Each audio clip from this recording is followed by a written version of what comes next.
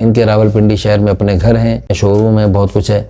बिस्मिल्लाहिर्रहमानिर्रहीम, अल्हम्दुलिल्लाह सुम्मा अल्हम्दुलिल्लाह। अल्लाह ताला के फजल करम से बहुत अच्छे लोग रिश्तों के लिए रब्ता करते हैं, हर मकतब फ़िक्र से और हर शोबे ज़िंदगी से ताल्लुक़ रखने वाले। ये हमारे सैफ़ी भाई हैं और इनको बाकायदा सिलसिला सैफ़िया से खिलाफत भी मिली हुई है। फर्नीचर का अच्छा बिजनेस है इनका माशाल्लाह। रावलपिंडी में एक अच्छी जगह में बहुत बड़ा शोरूम है इनका। इनके साथ अल्लाह पाक ने बड़े अजीब से इत्तेफाक हुआ कि ये मेरे से रब्ता कर रहे थे और मैं इनके बिल्कुल करीब, हालांकि हमारा इदारा जो जामिया आयशा सिद्दीक़ा अल बनात है वहाँ से काफ़ी फासले पर है, लेकिन मैं अपने इदारे की मुनासबत से कुछ खरीदारी के लिए मार्केट में था तो इन्होंने मेरे से रब्ता किया। तो मैंने, चूँकि वहाँ पर रावलपिंडी में इतनी ज़्यादा वाकफियत नहीं थी, मैंने अपने उस दुकानदार को दिया इलेक्ट्रॉनिक्स के, मैंने कहा आप इनसे बात करें, ये कहाँ है।